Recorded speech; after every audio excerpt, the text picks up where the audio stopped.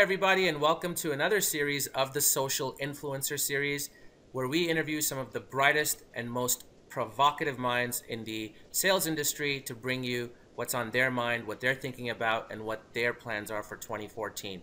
So today I'm happy to welcome to you Steve Richard from Vorsight. Steve is an incredible business leader in our community. He was responsible for putting a lot of the documentation and curriculum around the American Association of Inside Sales Professionals together. He is a winner of multiple awards. He's featured in, Steve, stop me anytime I'm gloating here about you. He's been featured in CNN, in the Harvard Business Review, in Washington Post, and a whole bunch of other publications. I'm going to leave a link about Steve Richard below, so feel free to click on his LinkedIn profile and learn more yourself. Steve, what else can I say about you? That was very nice. Thank you. You build businesses. I love what you said on your LinkedIn profile. I take businesses from scratch to 10 million top line. Yeah, that's what I've learned I'm best at. That's awesome. Well, we're really happy that you're here for us today. And why don't we just jump right in, okay? Sure. So Steve, you know, this is all about social selling. And the reason, I have a hidden agenda, I have to admit, okay? The reason you're here today is because you're the cold calling and, you know, teleprospecting genius, right? That's what your firm is all about. And people really think that you and I should, frankly, be enemies. I'm on social, you're old school traditional. Tell us what your views are on the subject. So, Amar, that's the secret of what's going on, and the secret to our success is that we might appear as if we're old school because we pick up the phone a lot. But the reality is, the reason we have the success we do is because we're bringing in some of the elements of social selling into an outbound approach and philosophy. And you hear guys like Alan Nance talk about this, where he talks about all bound, you know, inbound, outbound, all bound, and the interplays with the customer, social, cold calling, interacting with marketing content, talking to a salesperson. Those interactions are happening all throughout the funnel and throughout the buyer's journey. And to sit here and say, well, we're just a social selling organization, or we're just going to go to the market via a teleprospecting or a cold calling approach is absurd. So I think the secret to our success is perhaps a lot of the secret to Sales for Life success, which is we figured out that you have to look at these from multiple angles. And if you take a best of breed of all these different approaches, it's going to be far better than if you just stick with one. That's a really good way to look at it. So basically, all activities in the marketing funnel, in the prospecting funnel, are supplementary. Absolutely. Everything complements the other. I mean, think about it this way. I'll give you a real-life example. I know one of the things that your audience is looking for, the community and Sales for Life, is concrete examples. As it turns out, we're believers in marketing content and marketing automation here at Vorsight, even though we also very much lead gen, pick up the phone. So we did an analysis of where all of our deals come from. We get about a third of our deals through referrals, a third of our deals come inbound, and a third of our deals come from our own prospecting. And then if you go and drill down on that yet further, you start seeing these interesting things that happen. So for example, a very common thing for us is one of our clients will refer us to another client. And that new client that gets the referral that says, hey, you should check out Vorsight, you know, they could help you with these problems. The next thing they're going to do is they're going to go to our website and they're going to start to take a look at our content, interact with our content, right? They might download a few things, but they might not go MQL at that point. So someone might not call them. Now all of a sudden they go to an event and I'm speaking, or somebody from Vorsight speaking in that event. They see us speak at the event. They come and approach us after the fact. They hand us their business card. We didn't know it, but that whole time they were sitting right there, non-MQL within our system. So that's an example of the sort of thing you'll see. Another sort of thing you'll see is one of our sales development reps will identify this person as being the right kind of person at the right kind of account where we have a high probability of creating success for them. And once they found that person didn't know Vorsight existed before from Adam. But now, based on the fact that they found that person, we schedule a meeting, we do a meeting, there's not initially a need. There's not initially a fit. They don't have anything underway. It's more of a passive need than an active need. What happens over time is they get nurtured with our content, or again, they go and see us speak at an event, they watch an interview like this, and they say, oh yeah, I remember those Vorsight guys. And then when their annual sales meeting comes in January or February, they pick up the phone and we just get out of the blue, we'll get a LinkedIn message, an email, whatever, out of the blue that says, hey, you guys, can you come and speak at our sales meeting? So it's this interplay and this dynamic where think about how B2C advertisers are dealing with us. Look at Geico, right? I turn on the radio, Geico. I'm watching football on Sunday, Geico. I look at the billboard as I'm driving down the road in Toronto, Geico. Well, maybe not Toronto, but another city in the U.S. And that's the way it works. And I have a conversation with my mom who says, when are you gonna what are you going to do now that you crash your car? What are you going to do with that? You should really, you got to have to change insurance. Can you use Geico or not? And it's coming at you from all these different directions. And that's the point. And that's the point, is that we have to say that one of them is dead and the other one's alive is a bunch of bogus nonsense. And if you go and look at the marketing automation companies themselves, and we do work with a lot of the marketing automation companies, all the names we work with them, okay? Here's what you're going to see. You're going to see that they have sales development teams that are going outbound to the market in addition to taking MQLs and taking people who have come inbound through social selling and other channels. So it's this idea of, in the marketplace right now, sorry for this tangent, but I'm really passionate about this one, Mark. In the marketplace right now, there is this notion of 70% of the buying journey happens online. So basically what that does is it makes the sales rep say, oh, we're handcuffed. We can't do anything because 70% of our buyer's journey is already happening without us being a part of it. BS. BS. And it drives me absolutely crazy because what you have is the same information that they have. If anything, I think you have better information that they have because people have all these social profiles all over the place because of the networks and the connections that are out there, because of the tweets that are floating around. There's so many different bits of information that if you, a salesperson, sit back and go, I'm handcuffed, I'm going to wait for them to call me, you're going to be waiting. Just get ready to sit back and wait a whole long time and wait for your marketing department to deliver you worms. And you, the little birdies, are looking for the worms. They go, well, we don't have any leads to call today. What should we do? What do you mean, what should you do? Generate some opportunities. Yeah. Your job is to create opportunities, right? And this one just absolutely drives me nuts. But now, because we have this information, use the information at your disposal and get people to think about their situation differently. That's what the Challenger sale is all about. That book, The Challenger Sale, which is still hot, not as hot as it was, is about how do you get your prospects to look at their situation and think about it differently than they did 5 minutes before you reached out to them or over time. How does that work and how does that look? And that's what we sales professionals need to start doing, and you hear this term smarketing. We have to start thinking a bit more like marketing execs. Marketing people have to start thinking a little bit more like sales execs. Yeah, absolutely. I think that's going to be the biggest opportunity today, where salespeople are going to have the ability to become micro-marketers. And Steve, I couldn't agree with you more. We publish a lot of content, so guilty as charged. I'm probably the guy that's kind of not doing a good job in telling people that 70% stat really doesn't mean that you shouldn't be picking up the phone. It just means that pick up the phone, but while you're doing that, just do a little bit of social, 30 to 60 minutes a day, right? We talked to a guy, I'll tell you about this, we're talking success stories. We talked to a guy named Marcus Garcia, who is an account exec at InContact. And he started cold calling, and he started social selling. 9 months in, it took him 9 months. This is not a get-rich-quick scheme. Very much like you, he did an analysis of his pipeline, and he found that about half of his pipe is now directly from cold calling or teleprospecting, but the other half is now starting to come from social. So why wouldn't you have, this is all about multiple engines, right? This is about having all sides working for you cohesively. And I think that's the brilliant part about what you said. This is not A, B, or C. It's A, B, and C. It's amazing to me to see that as a cold calling teleprospecting company, you guys are using content marketing so efficiently because you should not be losing that prospect. And very similarly, if I was a sales rep, I could take that information and do exactly what you're replicating, right? Which is, I'll cold call, I'll get something going right now.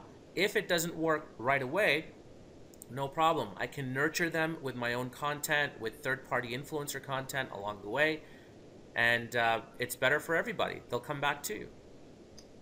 Absolutely, and this is where we get things like connecting with that person on LinkedIn and this is all going back to social selling. Hey, if they're not ready to buy it, that's fine. Would you be willing to connect with me on LinkedIn?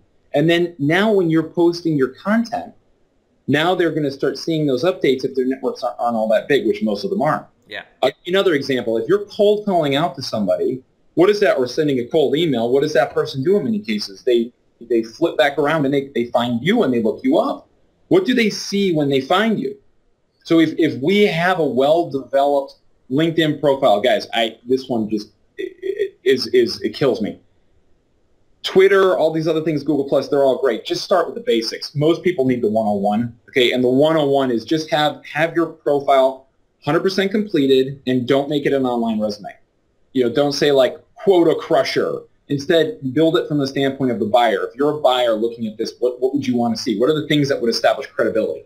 We use an acronym: access, curiosity, credibility, commitment. You have to get access to the person in the first place. You have to pique their curiosity. You have to establish sufficient credibility such that they'll make a commitment. And the commitment at this point is to advance their journey through a meeting or through something else. So if you're going to prospect out to someone, what are they going to see when they come back in and look at your website, look at your content? What are they going to see if they start asking their network, hey, what do you think of these guys at Vorsight? What are they going to see in terms of third-party validation, like we've won the American Association Inside Sales Professionals Sales Training Provider of the Year. That's a long bit. But for the Sales Training Provider of the Year 4 years in a row, and it's a third-party accolade that comes from the membership, right? So it becomes a question of, if we're just cold calling and pitching sales training all day, it's a waste of time. I can show you 500 companies that went out of business in the time that we've grown this to a $5 million business. 500 companies that have gone out of business trying to do that exact same thing. But if you start opening your eyes and ears and looking at the best approaches around you, now you can create it's almost a web, if you will, or an interplay of all these different methods into an overall cohesive strategy that's woven together. That's phenomenal. I love how you frame that, Steve. Let me ask you two more questions, okay? Yeah. The first is, what are your predictions for social in 2014? Where is this market going? I know adoption is still a huge concern. It's a challenge. Where's social in 2014? What's your prediction? So this one's unfortunate, because I think there are going to be several people who are going to, by people I mean there are going to be lots of CEOs and VPs of sales at that level who are going to say, we had a social initiative, we tried it, it didn't work. And if you go and dig into that, what did they actually do? They never did it the right way. They never gave it the full organizational support, and they didn't give it time to take root. You said it before, Amar, and I couldn't agree with you more. Social, content marketing, frankly, I'll even say cold calling is a get-rich-slow scheme. These are not get-rich-quick schemes. These are get-rich-slow schemes. They require you to keep the foot on the accelerator consistently over a period of time. And that takes a certain amount of organizational fortitude that most companies that are dealing with quarterly earnings don't have the stomach for.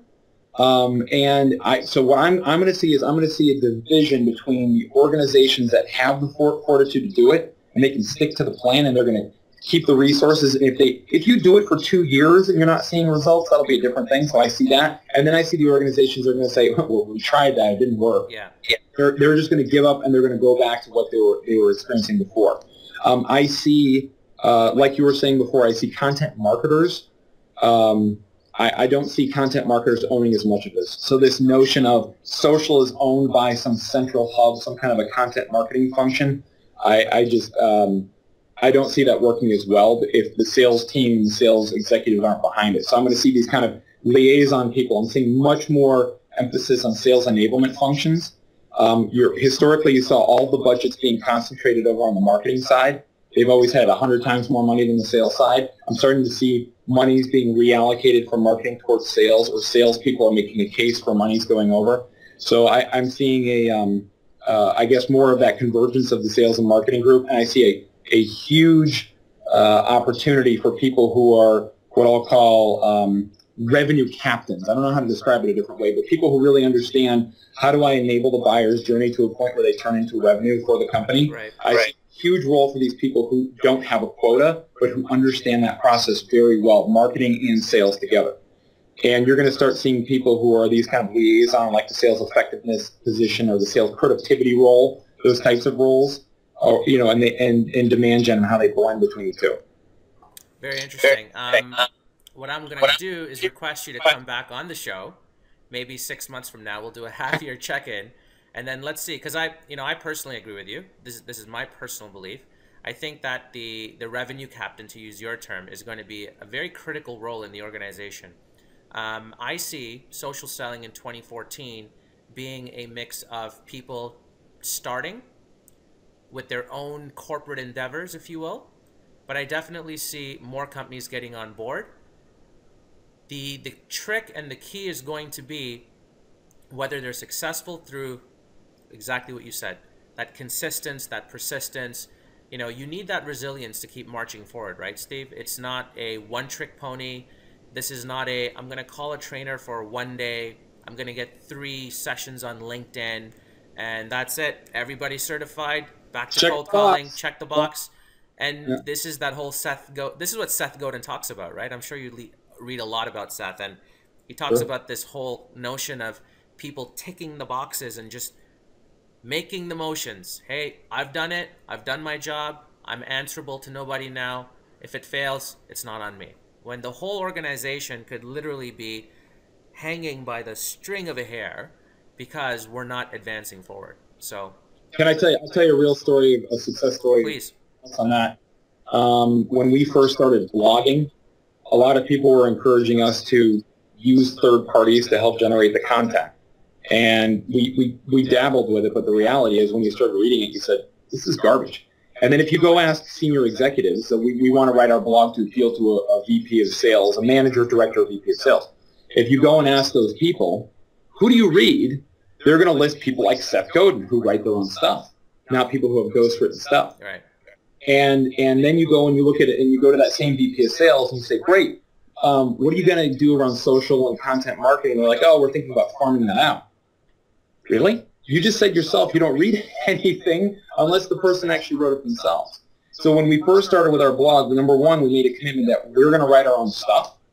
And number two, we made a commitment that we're going to do it over a period of time. I got to say, it's one of the things that HubSpot preached that we really bought into, is that we're going to do it over a period of time. I still cannot point to one single deal that came from someone who read the blog, that converted to a lead, that converted to an MQL, that converted to an SQL, that converted to revenue. I don't have one single one. But what I have is hundreds of examples of deals that we know they looked at 3 or 4 different blog articles. And if we got them to look at 3 or 4 different blog articles, mid-funnel, sort of in the middle of their buyer's journey, they closed. So the reason I say this is when you start, this is my advice to your VPs of sales and everybody watching this, when you start doing your social selling and your content marketing program, don't expect that whatever original hypothesis you have will be proven.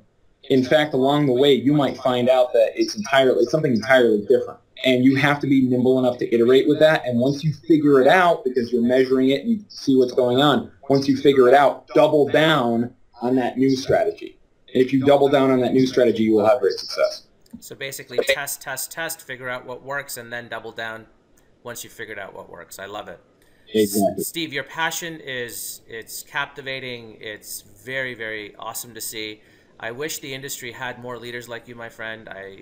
It amazes me to see your standard dog and pony sales trainer who gets up on stage in a 1985 suit and tries to motivate a crowd. So the industry needs new blood. I think you're definitely part of it. I'm so happy that you could be with us today, and let's definitely check in 6 months from now. And I look forward to seeing more great stuff from you. Hey, we'll do, Amar. One more thing, Please. all right? My last piece of advice is pick up the phone. You have to pick up the phone as part of this. You have to be proactive around the social program if you're going to have a social program as well. So when we're working with clients that are proactive around this, they'll see improvements of anywhere between 20 to 100% in opportunity creation. And we've got dozens and dozens of examples of clients that are seeing that success, which we post on, guess what, LinkedIn, because we ask the right recommendations on LinkedIn. So please, if you're going to pick up a social programming, don't make that be, we're going to stop picking up the phone. What we're going to do is we're going to use the information we have from both our social programming, from our pre-call simple basic research, form a hypothesis for why we're calling this person at this company, emailing them, leaving them emails, etc. And then we're going to be proactive rather than being reactive, sitting back and waiting for the money to fall into the basket, because it just doesn't happen. Yeah, I couldn't agree with you more. So guys, listen, if you want to get in touch with Steve, the information is below. If you are looking for an incredible 2014 to supercharge your sales efforts, and I'm talking directly to the leaders in sales management here, please call Steve. He is an incredible person to work with, and there are dozens of success stories. Yeah, and we love Sales for Life. Hey, by the way, Amar, we've got a lot of success stories working with you guys together. Thank you. So we've just so that everyone knows that we are working hand in hand with Sales for Life all the time, implementing both sides of this approach together. Yeah, we're the evil stepchildren that nobody wants to talk about, right? So, Steve, thanks again, man. I really appreciate your time, and we'll do this again real soon. Thanks, Amar. A lot of fun. Take care. Appreciate it.